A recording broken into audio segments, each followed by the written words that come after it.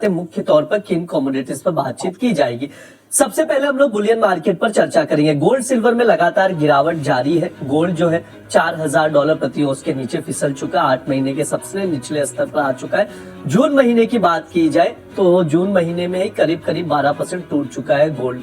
यहाँ से क्या और गिरावट बढ़ेगी? और चांदी भी लगातार गिरावट देखने को मिल रही है, $57 के करीब ट्रेड कर रहा है। क्या चांदी $50 के नीचे आ जाएगी? एक्सपर्ट से समझने की कोशिश की जाएगी। बुलियन के बाद क्रूड ऑयल पर बातचीत की जाएगी। ब्रेंट क्रूड $72 के अराउंड ट्रेड कर रहा है। यहाँ पर लगातार गिरावट देखने को मिल रही है, नरमी देखने को मिल रही है। क्या क्रूड में बिकवाली करके चल सकते हैं ट्रेडर्स? एक्सपर्ट से हम लोग समझेंगे। और आखिरी में मेटल्स पर बातचीत की जाएगी। खासतौर पर कॉपर पर राय लेंगे। कॉपर में वीकनेस देखने को मिल रहा है। ऐसे में ट्रेडर्स क्या रणनीति बनाए, एक्सपर्ट से समझने की कोशिश की जाएगी। बातचीत शुरू करते हैं, लेकिन उससे पहले एक बार मिडिल ईस्ट से क्या अपडेट आया है उस पर एक बार नजर डाल लेते हैं। देखो, बीच में हमने वीकेंड में देखा अमेरिका और ईरान के बीच वापस से तनावपूर्ण स्थिति दिखाई दी। लेकिन सबसे इंपॉर्टेंट चीज है आज जो कतर में बैठक होना है। ट्रम्प कह रहे हैं कि आज के बैठक में कतर में अमेरिका ईरान के बीच बातचीत होगी। ईरान ने अनुरोध किया था इस बैठक में बातचीत के लिए। वहीं जो MOU है साइन हुआ था वो 17 जून को जो समझौते हुए थे उसी को आगे बढ़ाने पर चर्चा होगी। लेकिन ये ट्रम्प की ओर से बयान दिया जा रहा है, ईरान की ओर से कहा जा रहा है कि किसी भी स्तर पर कोई राजनीतिक वार्ता नहीं की जाएगी। ऐसा कोई भी तय नहीं किया गया है कि इस पर बातचीत होगी।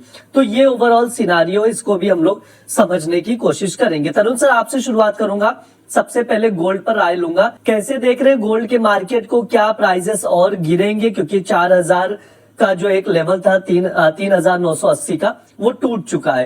क्या यहाँ से 3600 का भी लेवल दिखाई दे रहा है? देखिए, मैं ये कहना चाहूंगा, मार्केट 4000 के नीचे जा जरूर रहा है, लेकिन करेक्शन उस तरीके का आ नहीं रहा है जिस तरीके का आना चाहिए। लास्ट वीक भी देखिए 3958 का लो बनाया, देन उसके बाद में हमने रिकवरी देखी 4090 के लिए।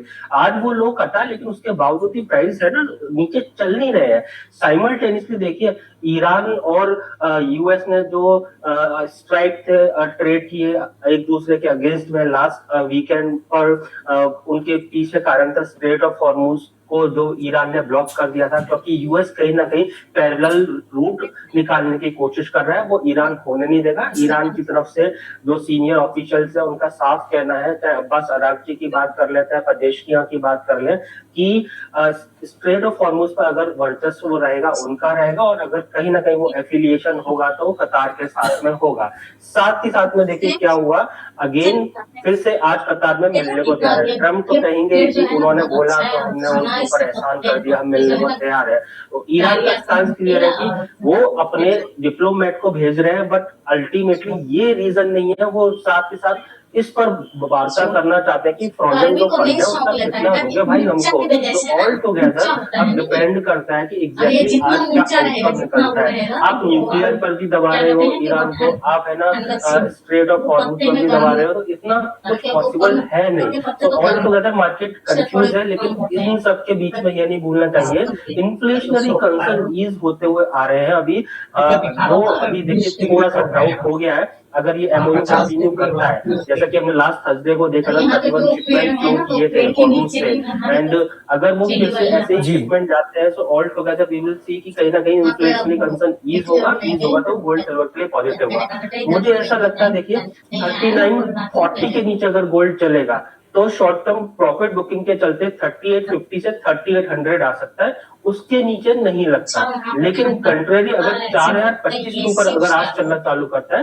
दोबारा से 4100 के आसपास प्राइस आ सकते हैं। भाविक सर, एक चीज बताइए, जिस तरह से हम लोग गोल्ड को टूटते हुए देख रहे हैं, $4000 के नीचे फिसल चुका है, 8 महीने के सबसे निचले स्तर पर है। जून महीने की बात की जाए तो 12% टूट चुका है। और CME फेड वॉच को देखा जाए तो इस बार मतलब इस साल 3 बार रेट हाइक की भी संभावना जताई जा रही है। जो ओवरऑल सिनारियो है वो गोल्ड को प्रेशर में डाल रहा है इस वक्त।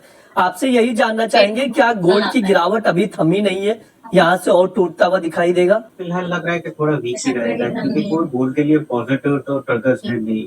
जैसे टेक्निकली भी अगर हम देखें तो 4000 के नीचे जरूर जा रहा है, बट 3900 का आई थिंक एक इम्पोर्टेंट सपोर्ट है। मुझे लग रहा है 3900 के नीचे जाता है तो शायद और ज्यादा गिरावट हो सकती है, वरना 3900 के करीब कहीं ना कहीं तो बड़ा स्टेपिंग होंगे। बट ये अपसाइड भी काफी लिमिटेड है, क्योंकि एक तरफ से हम देख रहे हैं कि जिस हिसाब से फेड की स्टेटमेंट आ रहे हैं और फेड के मेंबर्स के स्टेटमेंट आ रहे हैं, उस हिसाब से तो लग रहा है कि एटलीस्ट एक या दो रेट हाइक तो पक्का है। एटलीस्ट एक तो लग ही रहा है, शायद 2 या 3 नहीं होंगे, क्योंकि जिस हिसाब से भी क्रूड नीचे चल रहा है, तो अगर ऐसा ही रहेगा बिलो $75 के नीचे, तो आगे जाकर एटलीस्ट इन्फ्लेशनरी प्रेशर है वो थोड़ा कम हो सकता है।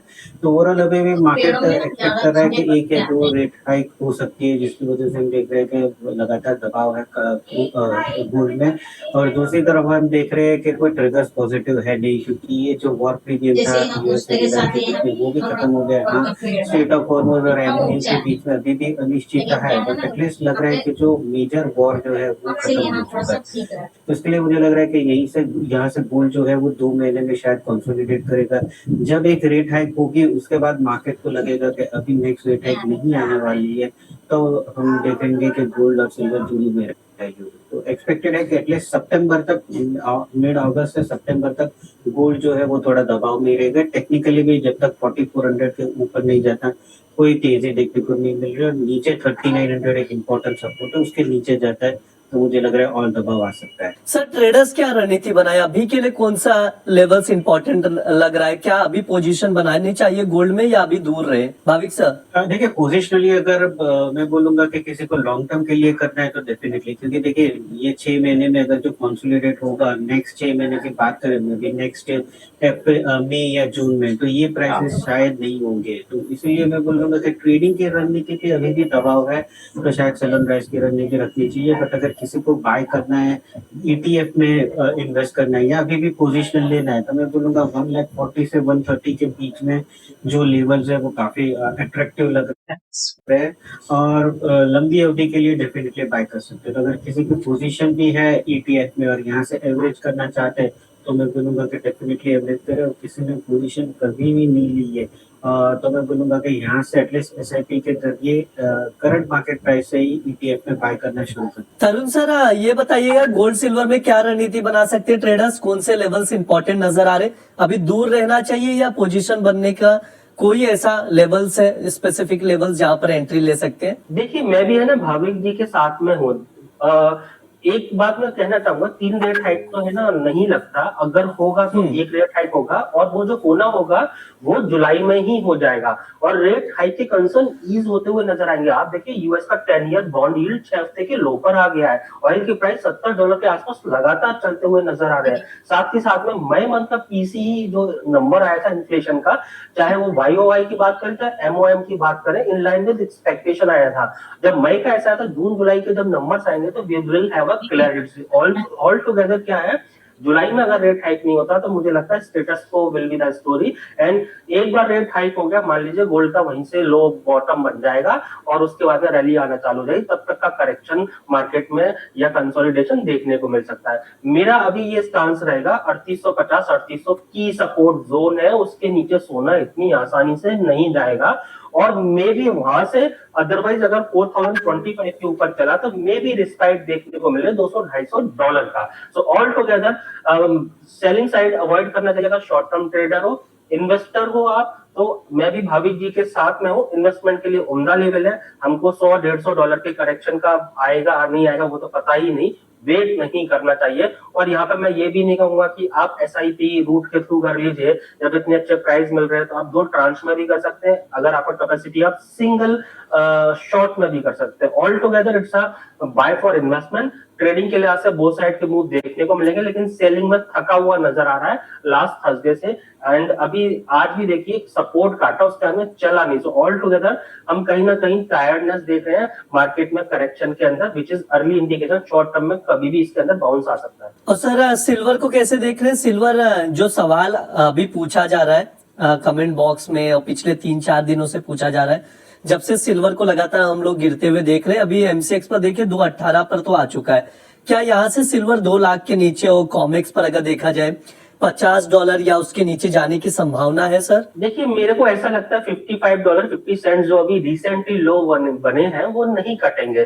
कट भी गए तो $1-2 का करेक्शन आएगा। ऑलरेडी हमने मैक्सिमम करेक्शन देख चुके हैं। एंड जो सिल्वर के प्राइस है ये फेयर प्राइस नहीं है। जिस तरीके से डिमांड सप्लाई मिसमैच है, यहाँ पर लंबे अवधि तक टिकेंगे नहीं प्राइस।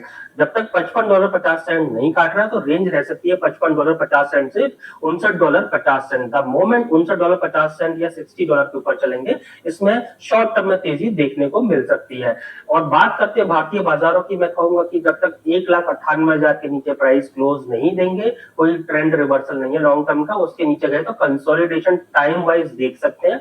ऐसा नहीं है कि सिल्वर का स्टोरी ओवर हो जाएगा। बहरहाल तो वो लेवल दूर है। मुझे ऐसा लगता है कि 2,10,000 जो कि लास्ट फ्राइडे का लो था वो भी आसानी से नहीं कटना चाहिए। 2,15,000 या उसके आसपास मिलता है तो मार्केट में बाइंग देखी जा सकती है। अगर आप ट्रेडर है तो 2,26 से 2,30 की तरफ आए तो प्रॉफिट बुक कर सकते हैं। आप इन्वेस्टर है तो बहुत अच्छे लेवल मिल रहे हैं, आप लेकर रखिए। और इसका जो ब्यूटी है आपको 3 से 5 साल में दिखेगा। मैं नहीं बोल रहा 20 साल रख लीजिए, 3 से 5 साल में समझ में आ जाएगा कि सिल्वर क्या करने वाली। भाविक सर, आपका क्या व्यू है चांदी को लेकर? ट्रेडर्स क्या रणनीति बनाए और कोई ट्रेडिंग कॉल है आपकी तरफ से सजेशन में? ट्रेडिंग कॉल तो अभी भी मुझे लग रहा है कि थोड़ा वीक रहेगा, बट आई थिंक पोजिशनली मुझे लग रहा है अगर दो के नीचे, मतलब 2 लाख के नीचे अगर करते हुए मिलता है तो आई थिंक डेफिनेटली एक बहुत अच्छी अपॉर्चुनिटी है। आई थिंक अरुण जी ने भी सही बताया कि देखिए पोजिशनली तो देखे तो आई थिंक मिसमैच तो है ही है डिमांड, और टेक्निकली भी मैं देखो तो मुझे लग रहा है 55 के नीचे अगर जाता भी है तो मैक्सिमम $53 आ सकता है, और $60 जी। के ऊपर आई थिंक शॉर्ट कवरिंग आ सकता है। तो ओवरऑल डेफिनेटली बाय की ही रणनीति रखनी चाहिए पोजिशनली, बट इंट्राडे मैं बोलूंगा कि थोड़ा शॉर्ट कर सकते हैं। एटलीस्ट पुट जो है वो बेहतर रहेगा।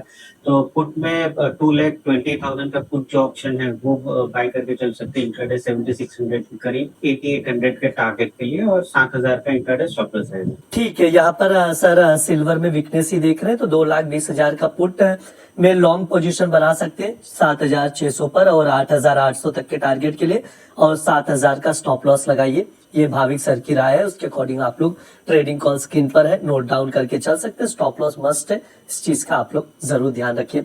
तरुण सर, एक चीज ये बताइएगा, बुलियन मार्केट को आप जुलाई और अगस्त महीने के लिहाज से कैसे देख रहे हैं? आने वाला जुलाई और उसके बाद अगस्त महीना कैसा रह सकता है? देखिए, मुझे ऐसा लगता है कि कहीं ना कहीं जुलाई अगस्त के अंदर टाइम कंसोलिडेशन देखने को मिलेगा। लेकिन अभी जो भी लो बनने हैं मेरे को लगता है कि अगले 10-15 दिन के अंदर बन जाएंगे। और मैं एक बार फिर से रीइटरेट करना चाहूंगा, रेट अगर हाइक यूएस में होना है तो वो जुलाई में होगा, अदरवाइज स्टेटस को ही रहेगा। तो उस केस में क्या होगा, दोनों ही केस के अंदर गोल्ड जुलाई के अंदर बॉटम आउट होगा, उसके अंदर रैली देखने को मिलेगी। एंड Q4 के अंदर हम ट्रेंडिंग मार्केट कंडीशन देखेंगे, उसके अंदर गोल्ड सिल्वर एक तरफा भागते हुए नजर आएंगे। ठीक है, ये सर का व्यू है तो उसके अकॉर्डिंग देखकर और रणनीति बनाकर चल सकते हैं। भाविक सर, एक चीज आपसे समझना चाहूंगा कि जो फिजिकल इन्वेस्टर्स है ऑलरेडी जो बाय करके बैठे 3 लाख 3.5 लाख, वो तेजी भूल जाए क्या? मतलब वो लेवल अब जल्दी देखने को नहीं मिलने वाला है क्या चांदी में? देखिए, जैसे मैं बताया कि आई थिंक एक बार एक रेट हाइक हो जाएगी और मार्केट को लगेगा कि शायद सेकंड नहीं आएगी, तब से हम देखेंगे कि जो सिल्वर की रैली है वो चलना शुरू हो जाएगी। तो 3-4 महीने तो मुझे नहीं लग रहा कि अभी कोई रैली हो सकती है, बट यस 3 लाख जो है वो I think may be second half of the next year definitely आ सकता है, क्योंकि मैं भी तरुण जी से सहमत हूँ। आई थिंक 2 रेट हाइक से ज्यादा तो मुझे भी नहीं लग रहा है, शायद एक ही आ सकता है। तो जैसे ही एक आ जाएगा उसके बाद हम देखेंगे कि मार्केट ऑलरेडी फॉरवर्ड लुकिंग है, तो वहां से हमें तेजी देखने को मिलेगी। और 3 लाख क्या, मुझे लग रहा है 3.30 3.40 भी आ सकता है नेक्स्ट ईयर एंड तक। ठीक है तरुण सर, एक सवाल लेंगे उसके बाद एनर्जी मार्केट की ओर रुख करेंगे। विजय जैन जी का सवाल है सिल्वर 20 को लेकर। 243 पर Nippon India silver ETF buy करके रखे हैं, वो 6,000 ETF बाय किया हुआ है। 208 का भाव मैं अभी देख रहा हूँ, मेजर लॉस में है सर। क्या किया जाए, पूछ रहे हैं, क्या एवरेज किया जाए या एज इट इज बने रहे या लॉस में एग्जिट कर दे? देखिए, ETF का मतलब यह कहीं ना कहीं आप लंबी रेस के घोड़े हैं। उसके समय मैं कहूंगा 2 से 5 साल के अंदर आपको समझ में आ जाएगा सिल्वर कैसी है। 2 से 3 साल में भी क्लैरिटी मिल जाएगी। एग्जिट नहीं करना चाहिए। हाँ, अगर ये एवरेज कर सकते हैं तो फर्दर सेम क्वांटिटी को ऐड कर सकते हैं। जो भी होना है बस 15 दिन 1 महीने के अंदर होना है। फंडामेंटल सिल्वर के काफी स्ट्रॉन्ग है, घबराने की जरूरत नहीं।